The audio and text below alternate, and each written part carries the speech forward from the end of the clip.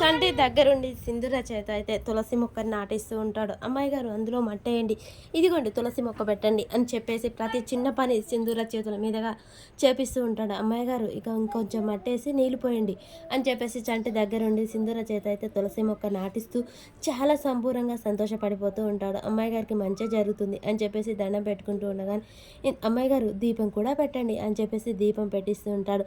ఇంత మంచి అమ్మాయి గారికి ఆ దేవుడు అంత దురదృష్టాన్ని ఇచ్చాడు ఎందుకో ఏమో, కానీ అమ్మాయి గారికి మంచిగా జరగాలి అని చెప్పేసి అంటూ ఉండగానే సింధూరం వింటుంది. ఏంటి చంటే ఏమో అంటున్నావు అనగానే ఏం లేదు అమ్మాయి గారు, ఏం లే, మీలాంటి మంచి మనసు ఉన్న వాళ్ళకి ఎప్పుడు మంచి జరుగుతుంది.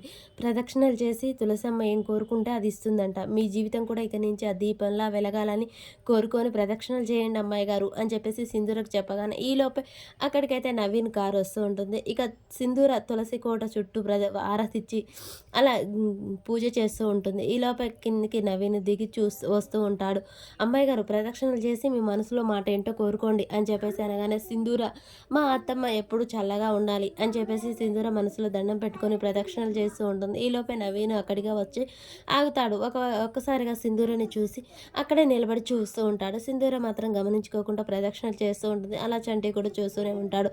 నవీను సింధూరాన్ని ఒక తీరుగా చూసి నవ్వుకుంటూ లోనికైతే వెళ్ళిపోతూ ఉంటాడు. ఈలోపే చక్రం వచ్చి బాబు గారు బాగున్నారా, రండి రండి ఇప్పుడే వచ్చారా అని చెప్పేసి చక్రం తీసుకెళ్తూ ఉంటాడు లోపలికి. ఈలోపే చెంచలమ్మ కేశవ వచ్చి అక్కడే నిలబడతారు. నవీను బాగున్నావా, ఎప్పుడొచ్చావు అమెరికా నుంచి, 4 రోజులైందండి, నేనే వచ్చి కలుద్దాం అనుకున్నాను, ఈలోపే మీరు కబురు చేశారు, బాగున్నాను అని చెప్పేసి సరే సరే లోనికి పద అని చెప్పేసి నవీన్ అయితే చెంచలమ్మ చాలా ప్రేమగా తన కొడుకు ఇంట్లోకి తీసుకెళ్తూ ఉంటుంది. భవతి రేణుక అందరూ ఒకసారి ఇలా రండి అని చెప్పేసి కేశవ పిలుస్తాడు.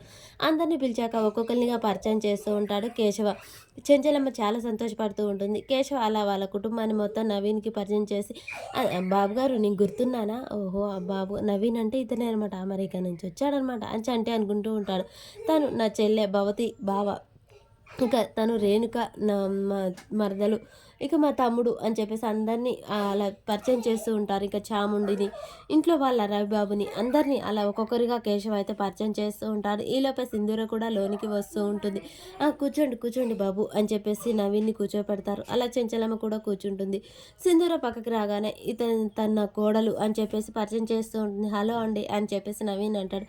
సింధూర 2 చేతులు ఎత్తి దండం పెడుతూ ఉంటుంది. వావ్ నైస్, చాలా సంస్కారం ఉందన్నమాట అని చెప్పేసి నవీన్ మనసులో అనుకుంటాడు. చెంచలమ్మ నిన్ను పిలిచింది ఒక ముఖ్యమైన పని మీద నవీన్, నేను ఒక ఈ ఇంటికి అల్లునిగా నవీన్ని తీసుకురావాలనుకుంటున్నాను అని చెప్పేసి అనగానే చాముండికి అర్థం కాక చూస్తూ ఉంటుంది. ఇంట్లో వాళ్ళు కూడా అలాగే అదేంటి అల్లుడు అంటుంది, అల్లుడని అనుకుంటున్నారా, చాముండి ఈ ఇంటి మేనకోడలు, చాముండి నా ఇంటి కోడలు కావాలని కోరుకుంది, కానీ నా కొడుకు కోరిక మేరకు సింధూరాన్ని తీసుకొచ్చాను. అమ్మ చాముండి నువ్వు కూడా ఇంటి ఆడపిల్ల లాంటి దానివే కాబట్టి నీకు మంచి సంబంధం తేవాలనుకున్నాను, అందుకే ఈ నవీన్ ఇచ్చి నీకు పెళ్లి చేయాలనుకుంటున్నాను అని చెప్పగానే చాముండి ఒక్కసారిగా గుడ్లేరా చూస్తూ ఉంటుంది.